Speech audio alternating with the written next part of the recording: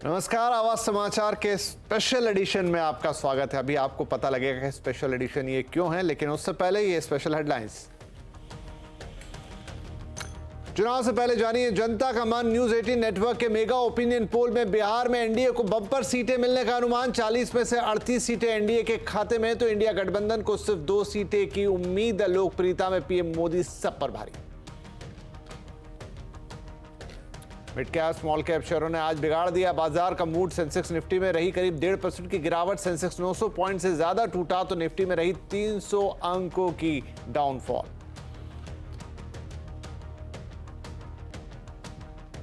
ICICI Pru AMC ने mid cap और small cap funds में लंप सम इन्वेस्टमेंट किया बंद। एसआईपी और एसटीपी पर भी 2 लाख प्रति महीने की लगाई कैपिंग। पहले 3 और एएमसी उठा चुकी हैं ऐसे कदम।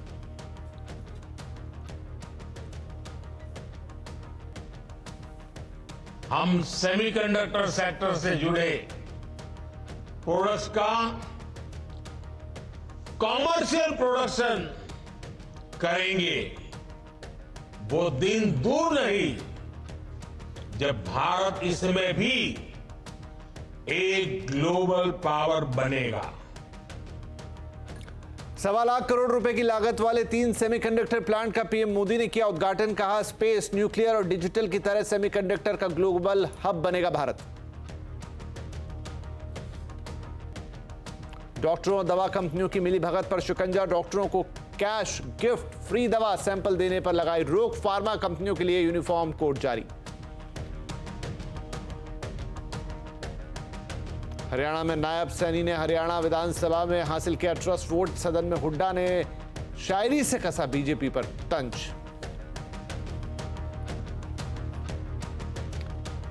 और अब मरीन लाइंस हुआ मुंबा देवी तो करी रोड हुआ लालबाग। मुंबई में 8 लोकल स्टेशनों के नाम बदले। मुंबई सेंट्रल का नाम हुआ नाना जगन्नाथ शंकर सेठ। किंग सर्कल का नया नाम तीर्थंकर पार्श्वनाथ स्टेशन।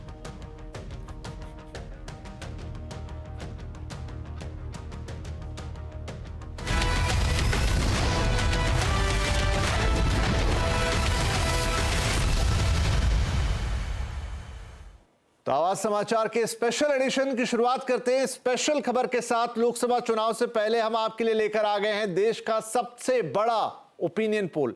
इस मेगा ओपिनियन पोल से यह साफ हो जाएगा कि देश की जनता के मन में क्या है। न्यूज 18 ने अपने इस मेगा ओपिनियन पोल में देश के 21 राज्यों के आंकड़े जुटाए हैं। इन 21 राज्यों की 518 लोकसभा सीटों को कवर किया गया है, यानी हमारी टीम 95% लोकसभा सीटों तक गई है। यह सर्वे 12 फरवरी से 1 मार्च के बीच किया गया है। हमने 1,18,000 लोगों की राय ली है। हर लोकसभा क्षेत्र की कम से कम 3 विधानसभा सीटों तक हम पहुंचे हैं। देश भर में 11 स्थानीय भाषाओं में सर्वे किया गया है। लोगों से सीधा संवाद करके उनकी राय ली गई है। हर इंटरव्यू को जियो टैग किया गया है, यानी ये वही हुआ है जहां इसे होना चाहिए था। तो आइए अब एक एक कर हम आपको बताते हैं इस पोल के नतीजे। कुछ आपकी स्क्रीन पर भी आ रहे हैं। सबसे पहले बात होगी बिहार की। बिहार के ओपिनियन पोल में एनडीए को बम्पर सीटें मिलने का अनुमान है। बिहार की 40 में से 38 सीटें एनडीए को मिल सकती हैं। तो बिहार में इंडिया अलायंस को बड़ा झटका लगता हुआ दिख रहा है। उन्हें सिर्फ 2 सीटें मिल सकती हैं। वहीं एनडीए को 58% वोट शेयर, तो इंडिया गठबंधन को 28% वोट शेयर मिलने का अनुमान है। हालांकि अन्य के खाते में 14% वोट जाने का अनुमान है। तो यह हुई बिहार की बात। अब थोड़ा इस पर खुलकर करते हैं विस्तार से चर्चा। मेरे साथ स्टूडियोज में मौजूद है हमारे एग्जीक्यूटिव एडिटर नीरज बाजपेयी और हमारे पॉलिटिकल एडिटर भी मैं कहूं नीरज बाजपेयी। तो नीरज जी, बिहार का ये अनुमान आ रहा है इस सर्वे के मुताबिक। अब बिहार क्योंकि ऐसा राज्य जिसमें काफी अभी उथल पुथल हुई राजनीतिक, तो क्या आज से 3 महीने पहले हम ये सर्वे कराते तब भी यही नतीजा निकल कर आता, या ये जो नए राजनीतिक समीकरण बिहार में अब बन गए हैं उसके बाद ये नंबर्स दिख रहे हैं? निश्चित तौर पे जो नया समीकरण बना है नीतीश के आने के बाद, उससे पूरा गेम बदल गया है। क्योंकि नीतीश और राष्ट्रीय जनता दल यानी तेजस्वी और नीतीश का जो कॉम्बो था वो ज़्यादा स्ट्रांग होता, लेकिन वो परिस्थितियां बदल गई हैं। इसलिए आपको ये परिणाम देखने को मिल रहा है। 38% और वोट शेयर 58%, ये बहुत बड़ा वोट शेयर है। अगर ये वोट शेयर इवनली स्प्रेड होता तो ये पूरी 40 सीटें होती। लेकिन चूंकि मुझे ऐसा लग रहा है कि बहुत सारी सीटों में बहुत हैवी मार्जिन से जीत रहे होंगे एनडीए वाले, उसकी वजह से वोट परसेंटेज तो 58 है, लेकिन सीट 2 कम है। पिछली बार 39 सीटें जीते थे, 1 सीट सिर्फ कांग्रेस ने जीती थी। इस बार 38 आ रही हैं, और अभी भी दोनों तरफ के सीट शेयरिंग हुए नहीं है पूरी तरीके से। सूत्रों के हवाले से कई खबरें चल रही हैं, लेकिन अभी तक सीट शेयरिंग हुई नहीं है। मुझे लगता है सीट शेयरिंग के बाद तस्वीर थोड़ी और चेंज होगी, क्योंकि बहुत सारे दल वहाँ पे हैं जिनको सीटें मिली हैं। लेकिन जैसे बहुत सारे हमने डिस्कशन में आवाज़ अड्डा में भी देखा था, बातचीत भी की थी, कि बिहार के परिणाम लगभग 19 जैसे ही होने वाले हैं। पिछली बार भी 39 सीट जीते थे, इस बार आप 38 का भी आंकड़ा दिखा रहे हैं, और अभी समय है, पोलिंग तक यहाँ से 1.5 महीने कम से कम होंगे।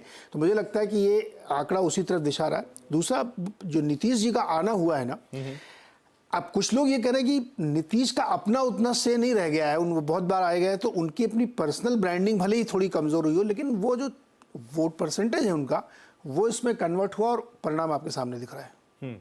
तो हम ये कहें, भले नीतीश का उतना से नहीं रह गया, लेकिन नीतीश ना आते तो ये पिक्चर नहीं बनती। तो बीजेपी ने जो भी कदम उठाया नीतीश को साथ लाके, वो उनके लिए जरूरी था। बिल्कुल ज़रूरी था, और इसीलिए कदम उठाया गया। देखिए, नीतीश को लाने का मकसद यही था कि आप बिहार थोड़ा ट्रिकी राज्य बन जाता।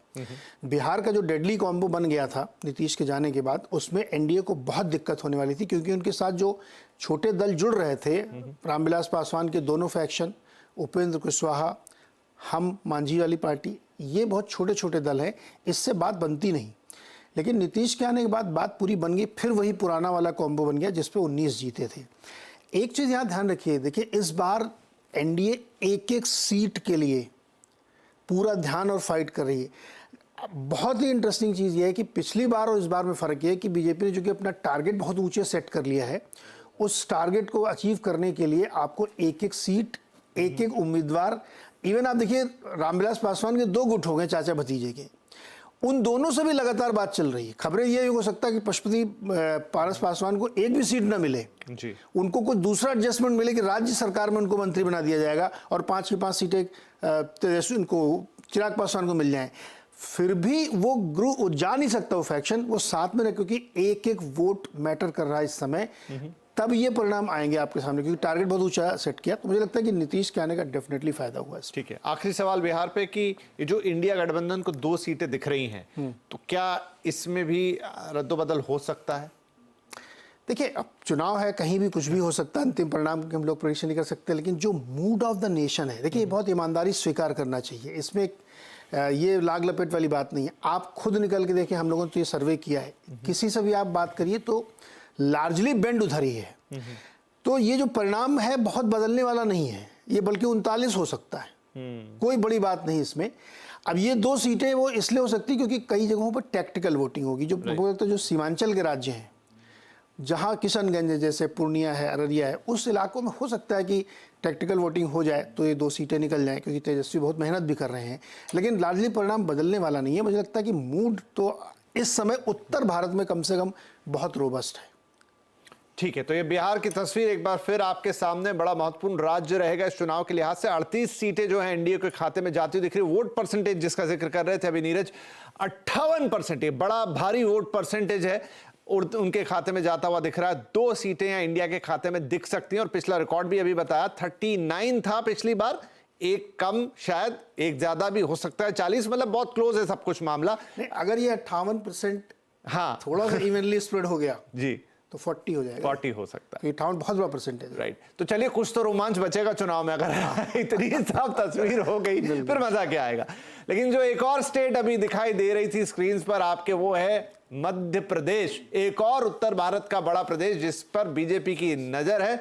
और चलिए केरल की पहले बात कर लेते हैं। हाँ सही बात है भाई, अगर उत्तर की बात करें तो मजा क्या है, थोड़ा दक्षिण की तरफ चलते हैं। तो दक्षिण में अब सीधे बात जाती है केरला पर।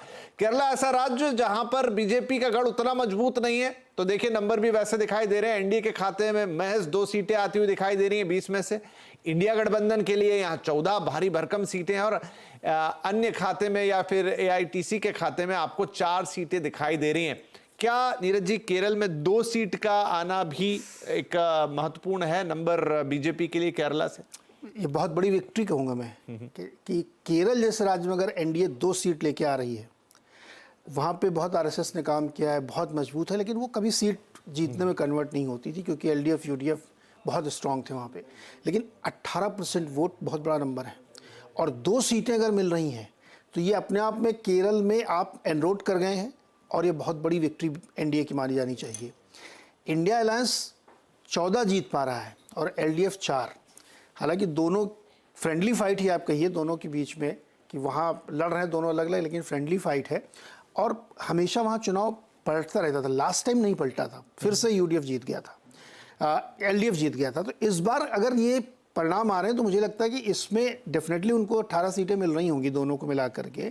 लेकिन इंडिया के सामने एनडीए का 2 सीट केरल में जीतना, जो साउथ में बीजेपी कहूँगा मैं, एनडीए क्यों कहूँ मैं, जिनको ये कहा जाता है कि साउथ में उनकी प्रेजेंस नहीं है, केरल जैसे राज्य में अगर वो एनरोड कर गए हैं 2 सीट के साथ तो ये बहुत बड़ा अचीवमेंट होगा।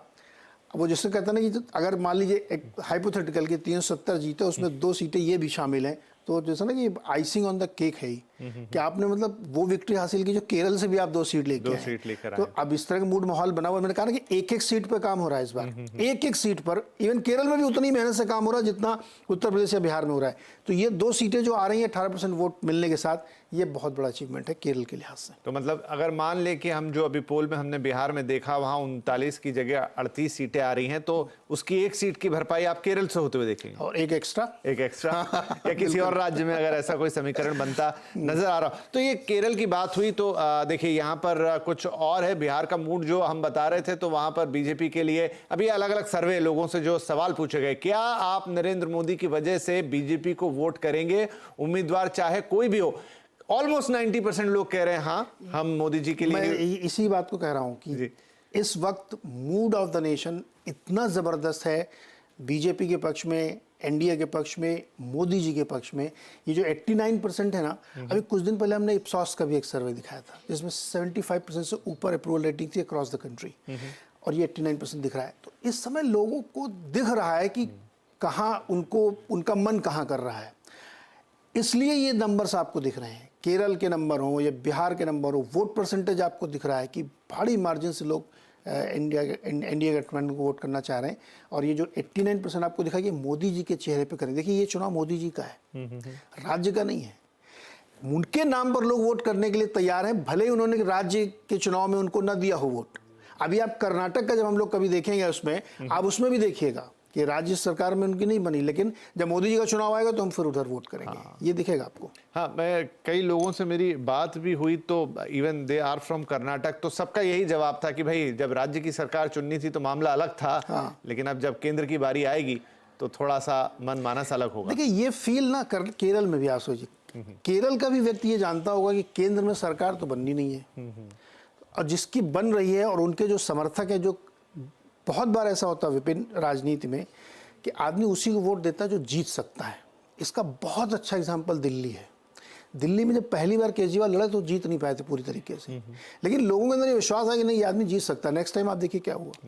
तो केरल में भी आदमी को दिख रहा है कि जिसकी सरकार बन सकती है, जो जीत सकता है, जो काम कर रहा है, उसको दे रहे हैं। तो इसलिए आपको ये 2 सीटें दिख रही हैं, इसलिए आपको 58% वोट दिख रहा है। तो ये बहुत क्लियर ट्रेंड है कि मोदी जी की पॉपुलरिटी एकदम इस समय पीक की तरफ जा रही है। जी ठीक है। कुछ और यहाँ स्टैटिस्टिक्स आते हुए, तो ये पिछले 5 सालों में आपकी आर्थिक हालात कैसे बदली, अब ये भी लोगों से सवाल पूछे गए। कई तरह के सवाल पूछे गए जब ये सर्वे किया गया, तो 67% लोगों ने कहा है आर्थिक हालात के बारे में बेहतर हुए हैं, कोई बदलाव नहीं है। ऐसा भी कहने वाले 25% लोग हैं। खराब ये 7% लोगों का कहना है, और 1% लोगों ने इसका कोई जवाब या तो ढंग से नहीं दिया या फिर दिया ही नहीं। लेकिन 67% ये एक बड़ा नंबर है।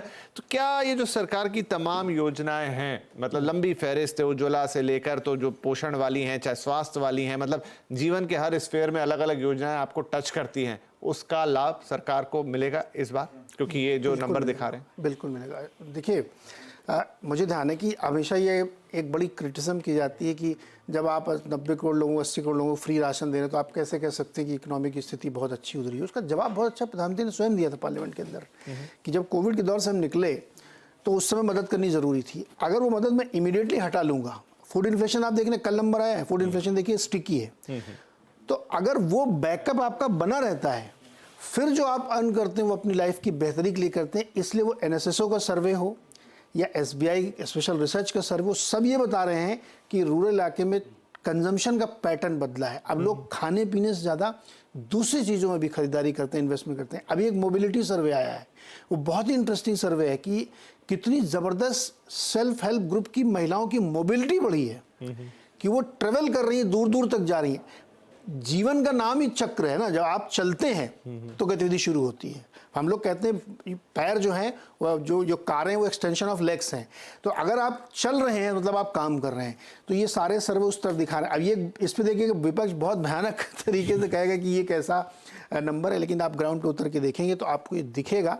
डेटा बैक्ड है, इसमें कोई हवाबाजी नहीं है। आप NSO सर्वे देखिए, SBI का सर्वे देखिए, SOS का सर्वे देखिए, सेल्फ हेल्प ग्रुप का सर्वे देखिए, सब यही बता रहे हैं कि परिस्थितियां बहुत तेजी से बदली इकोनॉमिक सिचुएशन में, और रूरल इलाके में खास तौर पे। जी, तो लगातार ये नंबर्स, ये जो स्टैटिस्टिक्स हैं सवालों के साथ आपकी स्क्रीन पे आते जा रहे हैं कि केंद्र के काम से लोग कितने संतुष्ट हैं, और सांसदों के ये भी एक रहता है कि एक आप सरकार के काम से कितने संतुष्ट है। नीरज जी, ये भी एक बड़ा फैक्टर है जो हमने कई विधानसभा चुनाव में भी देखा, अभी जो रिसेंट में हुए, केंद्र में भी आएगा।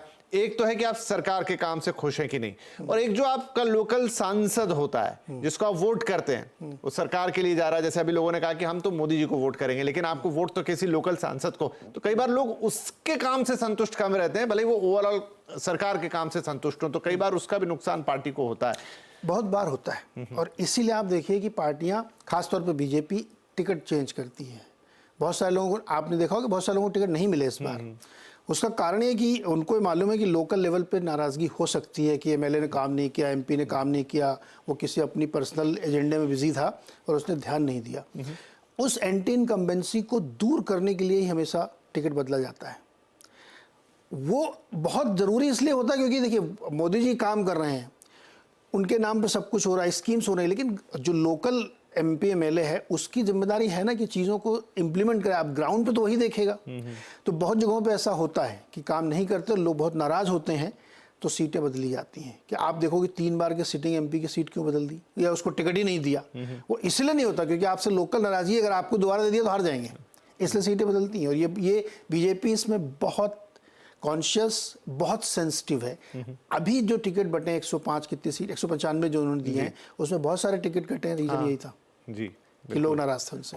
तो ये फिर बिल्कुल डेफिनेटली पार्टी सोचती है कि ठीक है, हमारे काम काज यानी सरकार के काम काज से के लोग एक बार संतुष्ट हो सकते हैं, लेकिन अगर वो अपने लोकल MLA या MP से नहीं संतुष्ट हैं तो लीजिए तमिलनाडु आ गया है अब, और यहाँ पर NDA के लिए 5 सीटें, कुल 40 सीटें आती हैं इस राज्य से भी।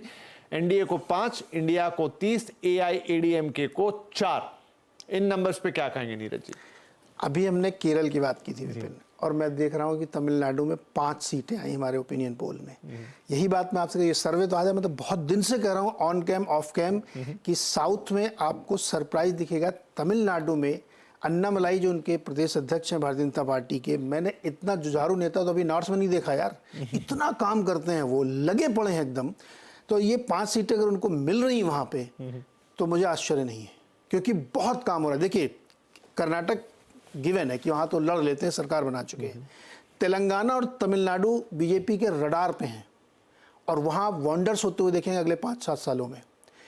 केरल अभी क्रैक करना शुरू कर रहे हैं ये, और वहाँ अगर 2 सीट का एनरोड हो गया तो आप 10 साल बाद वहाँ भी देखेंगे। लेकिन मुझे बहुत ज़्यादा लग रहा है कि तमिलनाडु इस बार आपको कुछ बड़ा अलग परिणाम दिखाएगा लोकसभा में। इसीलिए आप देखिए 5 सीटें वहाँ आती हुई दिख रही हैं NDA की, और इसमें AIADMK शामिल नहीं है, वहाँ वो अलग हो गए थे, अलग हो गए। सो ये तमिलनाडु के जो परिणाम है वो भी उसी तरह इशारा कर रहे हैं। और एक बार ऐसा नहीं, रामेश्वरम की एक बार सीट हम जीत चुके हैं, 2014 में ही जीते थे ये। अब इस बार फिर से वो प्रयोग हो रहा है, बहुत मेहनत की जा रही। तो साउथ इस बार आपके लिए पॉजिटिव सरप्राइज NDA के लिए। कोई रेफरेंस नंबर है आपके पास पिछले चुनाव का? क्योंकि मुझे याद नहीं आ रहा। क्या 5 सीटें हैं तो पिछली बार नहीं, लास्ट टाइम तो कुल नहीं थे, कुछ भी नहीं था, तो वहां से 5 आना। उससे पहले एक सीट थी रामेश्वरम से, और 19 में नहीं जीते थे। 19 में नहीं जीते, और इस बार अगर 5 आ रहे हैं तो बहुत बड़ी बात है जी। 5 सीटें बहुत बड़ी बात। तमिलनाडु में 5 सीटें आप जीत रहे हैं। एक रामेश्वरम की जीत हो सकती थी, अब 4 और सीटें अगर आप उसमें से लेके आ रहे हैं तो ये बड़ा नंबर है एनडीए के लिए, बहुत बड़ा नंबर है ये। राइट, तो ये Tamil Nadu, all credit goes to Modi ji तो है ही है, वो तो खैर ब्रैकेट के बाहर उनको रख लीजिए, हर एक से गुणा करिए, लेकिन all credit goes to Annamalai ji, जहां पर लगातार काम हुआ और इस काम के नतीजे अब बीजेपी के लिए कहा जाता है कि बहुत ही ज्यादा अनुशासित पार्टी है, कैडर वाली पार्टी है, नीचे तक जाती है, काम करती है, ग्रास रूट पे काम करती है, उसके नतीजे आते दिखते हैं। तो तमिलनाडु हो गया, केरल हो गया, केरल में 2 सीटें, तमिलनाडु में 5 सीटें, दक्षिण से अच्छी खबर बीजेपी के लिए, और बिहार में 38 सीटों पर फिर से जीत होती हुई दिखाई दे रही है। और कुछ और स्टेट्स के नंबर आएंगे लगातार, वहां आपको बताते रहेंगे। लेकिन अब ये जो हमारा मेगा ओपिनियन पोल है, इसकी शुरुआत हो गई है। 3 बड़े स्टेट, जिसमें 2 दक्षिण के और 1 बड़ा राज्य उत्तर भारत का हमने आपको बताया। नीरज आपके साथ जुड़ेंगे आपसे कुछ ही देर में आवाज अड्डा स्पेशल लेकर, जहां पर ये मेगा ओपिनियन पोल आपकी तरफ आगे चढ़ता जाएगा और विस्तार में सीटें आएंगी। हम आपको आज बता दें तो नीरज, आई थिंक इसके 2 हिस्से हैं, आधा हिस्सा आज होगा और आधा हिस्सा कल। हाँ, क्योंकि हमने 21-22 राज्यों किया तो आधे आज हम लोग ले पाएंगे, क्योंकि बहुत सारे हैं और डिटेल में बातचीत करनी है, और आधे फिर कल लिए जाएंगे, तो पूरे देश उसमें फिर कवर हो पाएगा। तो आज दोनों दिन आपको ग्लूड रहना है नेटवर्क 18 के चैनलों से आवाज़ पे, कि आपको पूरा डिटेल मिलेगा। और ये सर्वे 1,18,000 लोगों के साथ किया गया है, और ये बहुत ऑथेंटिक इसलिए है क्योंकि इसमें एक आदमी से बात की गई है, जियो टैगिंग के साथ बात की गई है, और उसके मन की बात को समझने की कोशिश की गई है, और वो ये परिणाम आपको देखने को मिल रहे हैं। लोगों को लगेगी कि इससे पहले जो ओपिनियन पोल है लगभग वैसी तो नहीं, इसमें चेंज है, इसमें साउथ। चलिए, तो आप, क्योंकि डॉक्टर साहब कह रहे हैं समय समाप्त हो गया, खाना वाना खा के आइएगा, क्योंकि 8 से 10 लगातार चलेगा CNBC आवाज पर यह ओपिनियन पोल आपके लिए। फिलहाल आपसे लेते हैं इजाजत, और बस थोड़ी देर में ब्रेक के बाद लेकर आएंगे आपके कल के बाजार की तैयारी, लेकिन उसके बाद ये मेगा ओपिनियन पोल। नमस्कार।